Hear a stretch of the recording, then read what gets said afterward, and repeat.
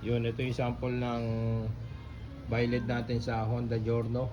Yan, naka RGB, full RGB, naka devil eye, saka RGB o rin niya. Yan, naka shroud ng red. Tapos ito naman yung switch natin, saka ito yung wiring, plug and play siya. Ito yung switch natin. Yan, low niya. Yun yung low niya. 70 watts na FX Star. Yan. Tapos yung high niya. Ito naman yung high niya. Yan. May passing din yan. Ito naman yung gamit natin sa passing. Kahit naka-off, yung MDL naka-park light lang, meron siyang passing.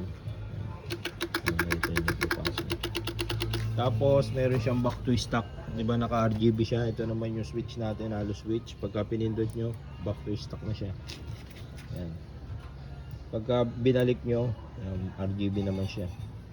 Yan yung ring niya, red. Hindi ganong kita sa camera. Tapos yung angel eye niya, blue. 7 colors. Yan. Bali 210 na pagpipilian nyo dyan sa kulay niya. Yan. Pwede siya ibalik sa stock. Kaya safe sa LTO. Tapos kahit naka-off yan, ito naka-off. Yan, naka-off siya. All white siya. Dito naman manggagaling yung command niya sa halo switch.